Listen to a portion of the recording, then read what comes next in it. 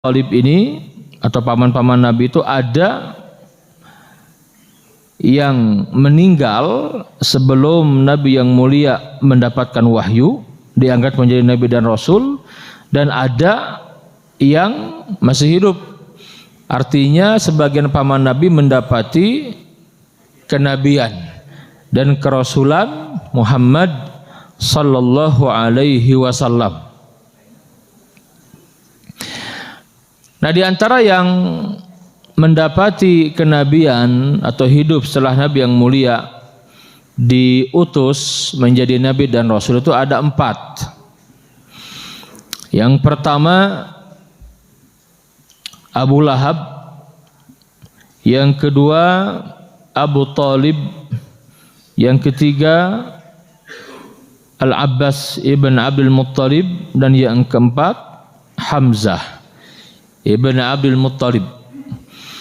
Dari 4 ini Pak, 2 itu memusuhi dan 2 masuk Islam. Nah, 2 paman Nabi yang tidak masuk Islam ini ada yang keras permusuhannya Pak. Itu Abu Lahab.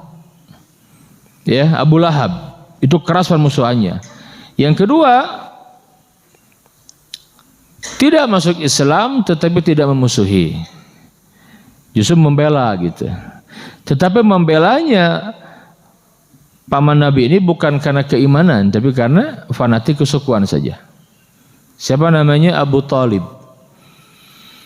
2 yang mendapatkan hidayah, yang beriman itu yang pertama Hamzah, yang kedua Al-Abbas ibn Abdul Muttalib. Al-Abbas ibn Abdul Muttalib. Hadirin sekalian, Hamzah ini kedudukannya sangat agung dan mulia di sisi Nabi. Ini sebelum mendapatkan hidayah. Kenapa? Karena memang Hamzah ini walaupun paman Nabi Pak, tetapi usianya itu tidak jauh beda. Hampir sebaya lah. Hanya beda beberapa bulan saja gitu. Ini usia siapa?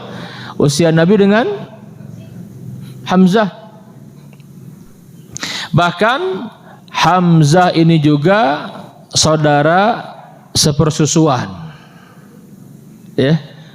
Ini biasa suka ada hubungan emosional yang dekat. Kemudian Hamzah ini juga di samping pamannya, saudara sepersusuan, teman mainnya Pak. Nah, hanya Hamzah ini tidak peduli dengan urusan orang-orang Quraisy lah. Ya, jadi dia nggak mau tahu. Awalnya bukan orang yang agamis gitu lah istilahnya itu. Ya, orang biasa aja tidak terlalu tertarik Pak. Dia lebih sibuk menyalurkan hobinya. Apa hobinya itu? Berkelahi. Nah, ini uniknya nih. Hobinya berkelahi Pak. Ya, jagoan ini. Dan berburu. Ya, kata Ibnu Hisham dalam kitab sirahnya, itu kitab yang meringkas sirah Ibnu Ishaq yang tebal sekali. Beliau menyampaikan Hamzah ini berburunya berbeda dengan yang lain Pak. Langka gitu. Jadi kalau yang lain berburu apa? Biasanya berburu apa Pak? Ayam. Berburu ayam. Ya. Ini Hamzah ini hobinya berburu singa. Nah, ada yang begitu Pak? Sekarang ada yang hobinya berburu singa ya?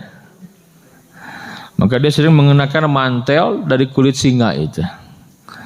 Ya. Maka dulu disebutnya Asadu Quraisy, singanya Quraisy.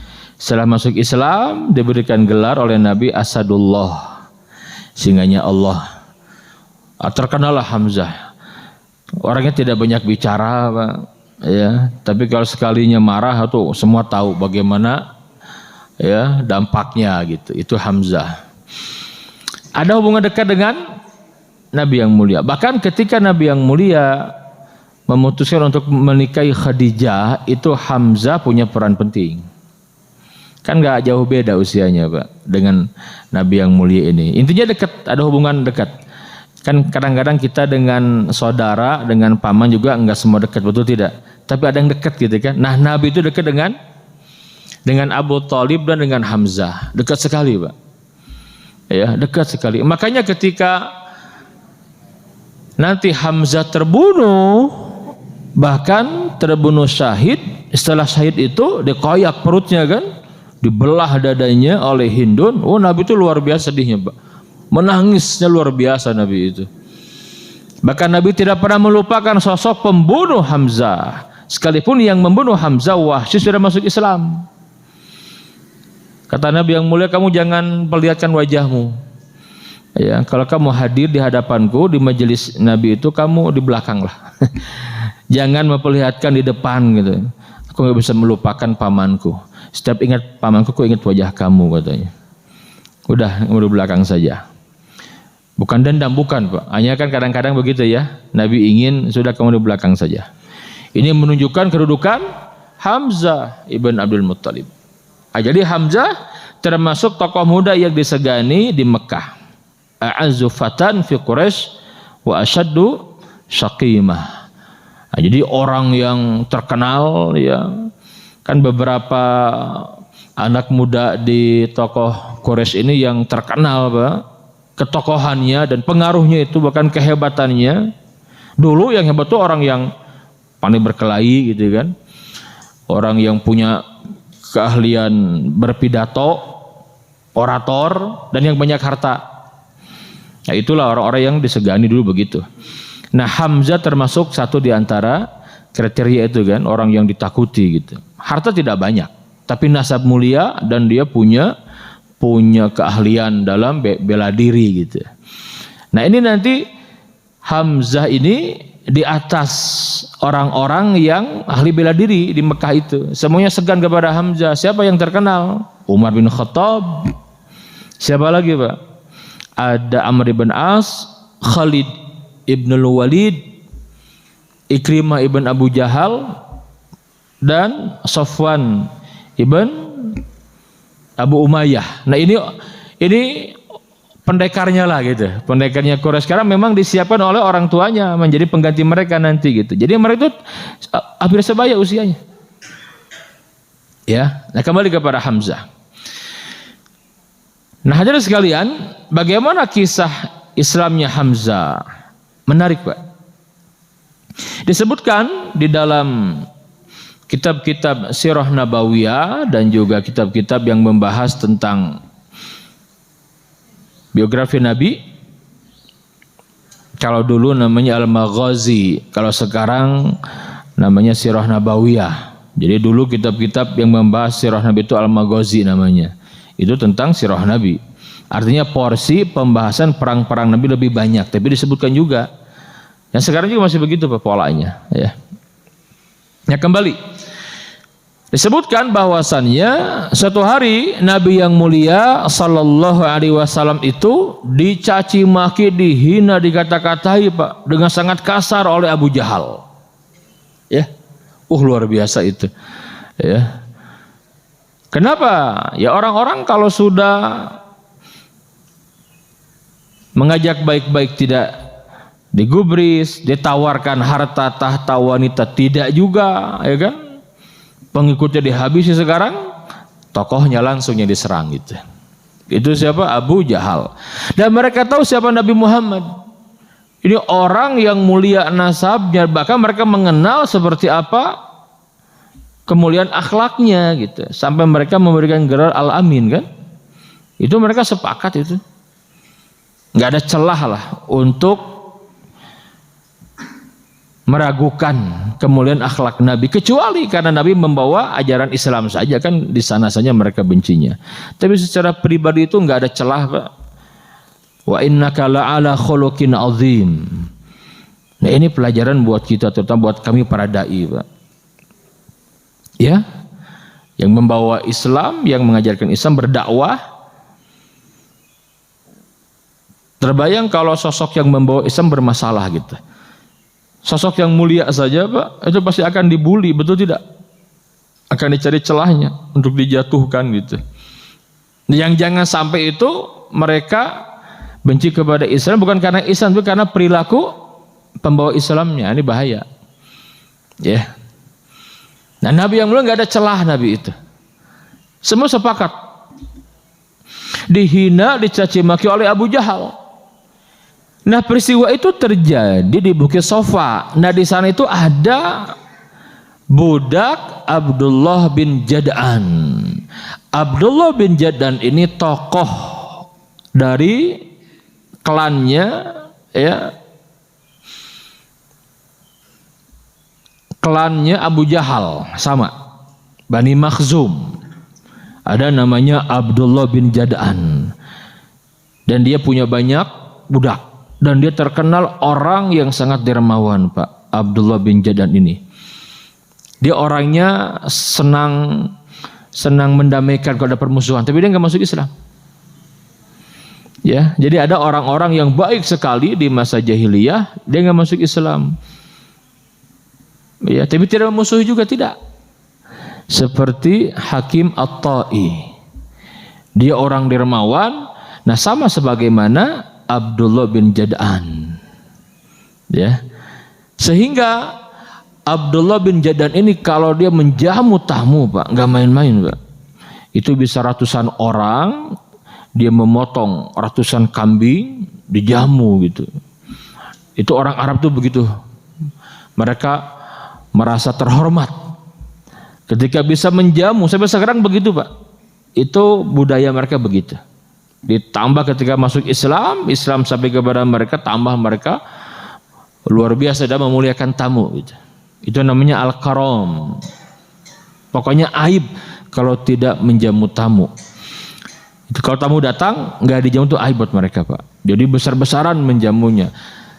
Nah, Abdullah bin Jad'an orang tidak bertamu, tapi dia sengaja membuat tempat, bikin tenda gitu. Itu hampir setiap hari, bayangin, Pak. Dijamu orang-orang yang kurang itu. Makanya dia tokoh, ya. Tetapi sayang dia tidak masuk Islam. Dan Nabi yang mulia pernah menyampaikan ketika berusia 20 tahun Nabi itu ikut perjanjian damai di rumah Abdullah bin Jad'an ketika terjadi kezaliman di Mekah gitu. Umumnya di Mekah ketika terjadi kezaliman, Pak, mau salah mau benar pasti dibela mati-matian gitu. Tetapi dalam kejadian ini, ya, itu orang-orang kafir Quraisy itu mereka sepakat kita akan bela yang terzolimi. Yang punya ide itu pamannya Nabi, ya, pamannya Nabi Az-Zubair, tapi dia meninggal sebelum Nabi mendapatkan wahyu. Maka Nabi pernah menyampaikan, seandainya aku diundang kembali untuk berbicara masalah perdamaian gitu, membela orang yang tertindas di rumah Abdullah bin Jad'an setelah masuk Islam, aku akan datang. Dan aku sangat senang dengan hal seperti itu. Nah, nanti Aisyah pernah bertanya, ya Rasulullah, di mana tempatnya Abdullah bin Jad'an di akhirat nanti? Ini Aisyah bertanya, Pak. Saking terkenalnya gitu, siapa? Abdullah bin Jad'an. Sebab jadi apa? Jadi masal. Jadi sosok yang dikenang gitu karena kebaikannya. Nabi menegaskan, finnar, di neraka, kata Nabi yang mulia, Pak. Kaget Aisyah kan? Ya Rasul, dia orang baik ya Rasulullah. Dia orang baik ya Rasulullah. Dia orang yang banyak menjamu tamu. Kata Nabi yang mulia, iya benar, tapi dia tidak mau beriman kepada Allah dan kepadaku. Tapi dia tidak memusuhi engkau. Aisyah, kata Nabi yang mulia, kamu tidak akan ditanya nanti di akhirat. Ya wajar kan? Kadang kita suka begitu mungkin. Sebagian kita, aduh tetangga saya baik sekali ya. Masa sih? Nah suka begitu tuh. Dia bukan muslim, masa nanti kalau nggak masuk Islam di neraka ujungnya gitu ya. Kasihan bener ya. Allah nggak adil. Hati-hati. Nabi itu menegur Aisyah, kamu nggak akan ditanya wahai Aisyah gitu. Ya nggak akan ditanya, Pak, tentang perbuatan orang, justru kamu yang akan ditanya. Artinya apa? Ya begitulah Allah buat aturan main. Kita kan melihat baik begitu ya. Melihat baik itu orang karena sering menjamu tamu itu kan. Tetapi kezaliman dia itu sudah sampai kepada dia tidak mau beriman kepada Allah, dia berbuat dosa besar, kesyirikan, menyekutukan Allah. Dosa besar itu kata Nabi yang mulia. Kata Nabi, kamu nggak usah bersedih, kamu nggak akan ditanya gitu, nggak akan ditanya. Ya. Nah kembali, jadi ada budaknya Pak, dia melihat, wah dia nggak terima juga kan, saking ini luar biasa nih, padahal kafir juga ini. Cik orang mah teng-tengen ini menghinanya gitu udah keterlaluan banget, kan dia udah sering juga mendengar Abu Jahal menghina Nabi, tapi ini keterlaluan Pak, dikata-kata, dicaci, dimaki, tapi Nabi tidak membalas, Nabi diam saja. Maka ada sebuah riwayat sampai kemudian dipukul kepala Nabi itu, ya dasar gitu ya, kamu nih penyebab Mekah seperti ini, dipukul kepala Nabi. Nabi diam saja Pak. Coba gimana orang baik dibegitukan. Lewatlah Abu Jahal masuk ke Masjidil Haram, dia kumpul bersama kawan-kawannya. Tidak begitu lama Hamzah lewat, baru berburu Pak. Dia bawa busur. Begitu lewat si budak Abdullah bin Jadad ini, wah ini kesempatan. Dia langsung bicara kepada Hamzah. Ya Hamzah, kemari katanya. Kenapa? Barusan ya keponakan kamu. Siapa? Muhammad. Nah, kenapa Muhammad? Dicaci maki oleh Abul Hakam. Nah, ini kan dia mengira Abul Hakam, Pak. Abul Hakam mencaci maki Muhammad, keterlaluan, kotor kata-katanya itu. Terus gimana sikap Muhammad? Diam, tidak membalas. Waduh, kurang ajar ini. Marah dia, Pak. Benar yang kamu sampaikan, benar. Langsung mau masuk ke rumah, dia putar balik. Dia masuk ke Masjidil Haram, dia tawaf dulu. Nah, itu tawaf itu biasa Pak. Sudah ada sebelum ada perintah haji, sudah ada. Cuman dengan kaifiat tata cara yang bercampur dengan kesyirikan gitu. Sudah ada kan, ibadah haji sudah ada dari zaman Nabi Ibrahim itu. Beres tawaf, langsung dicari Abu Jahal Pak. Pas ketemu, ditunjuk langsung, kamu kurang ajar ya. Sudah ngata-ngatain keponakanku. Sini kamu. Dipukul pakai busur Pak. Ngomong coba dipukul pakai busur, darah tuh ngucur. Semua tuh tegang gitu kan. Apa kata Hamzah? Kamu kurang ajar.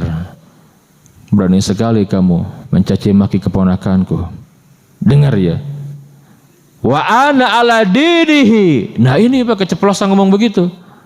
Kamu berani sekali mencaci maki, menghina keponakanku Muhammad, sementara aku berada di atas agamanya. Padahal belum masuk Islam. Ngomong begitu ya, refleks saja gitu. Kau menghina Muhammad, kurang ajar kamu. Siapa Muhammad itu? Wa ana ala dini, sementara aku ini berada di atas agamanya. Tegang semua Pak. Jadi mau melawan kan, kata Abu Jahal, nggak usah. Memang benar tadi aku sudah menghina, tapi aku sudah puas katanya. Aku sudah keluarkan unek-unek, aku sudah menghina Muhammad. Nggak apa-apa, memang aku yang salah. Biarkan Hamzah. Ya, nggak ada yang berani Pak. Hamzah pulang tuh, loh tadi aku bicara apa gitu. Kaget juga Hamzah kan. Semalaman nggak bisa tidur Hamzah Pak. Memikirkan yang dia ucapkan. Wa ana ala dini. Aku berada di atas agama Muhammad. Gelisah. Keesokan harinya maka Hamzah datang ke rumah Al-Arqam ibn Abil Arqam, ya. Jadi waktu itu Nabi yang mulia masih mendakwai para sahabat di rumah Al-Arqam ibnu Abil Arqam. Pas datang dan Hamzah menceritakan kejadian tadi, ya, maka Nabi yang mulia mengajak Hamzah masuk Islam. Nabi itu sudah sering ngajak masuk Islam, tapi Hamzah itu tidak mau gitu. Ya sudah, biarkan saja. Diajak lagi sampai kemudian ini Hamzah yang datang sendiri kan. Dalam sebuah riwayat disebutkan, Ibnu Ishaq menyampaikan Nabi mengusap dadanya Hamzah. Didoakan oleh Nabi yang mulia dan dilapangkan dadanya, maka Hamzah menyampaikan keislamannya. Asyhadu alla ilaha illallah wa asyhadu annaka Rasulullah. Masuk Islam Pak. Wah senang sekali tuh orang-orang kaum muslimin, para sahabat di rumah Al-Arqam Ibnu Abil Arqam ini. Hamzah ini masuk Islam ya pada bulan Dzulhijjah tahun ke-6. Ya, tahun ke-6 setelah kenabian. Ketika sebagian muslimin hijrah di mana, Pak? Di Habasyah kan. Sudah kita bahas di Habasyah. Itu enggak banyak nih. Enggak banyak para sahabat yang ada di Mekah. Dia masuk Islam. Hadirin sekalian, maka dampak dari Islamnya Hamzah luar biasa. Hadirin sekalian, ketika Hamzah masuk Islam, orang-orang Quraisy sadar bahwa posisi Rasulullah, kaum muslimin semakin kuat dan bertahan, dan bahkan Hamzah akan membelanya. Karena itu mereka mulai mengurangilah tindakan menyakiti Nabi yang mulia sallallahu alaihi wasallam. Rasanya berani sekali, Pak. Ya, Hamzah itu termasuk yang dibina di rumah Al-Arqam Ibn Abil Arqam walaupun tidak lama. Kenapa? Karena nanti 3 hari setelah Islamnya Hamzah, Umar pun masuk Islam. Coba ini jaraknya, Pak, ya, Masya Allah. Umar pun masuk Islam. Ini 2 orang ini kan luar biasa, Pak, ketokohannya gitu.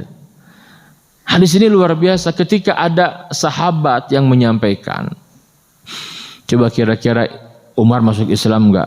Wah, enggak bakalan. Nah gitu. Oh ya, taruhan. Ya enggak bakalan Umar masuk Islam. Ini saking bencinya Umar kepada Islam, kepada kaum muslimin. Kalau Hamzah kan tidak benci, Pak. Orangnya cuek saja, kurang begitu agamis lah, ya, biasa aja gitu kan. Ya.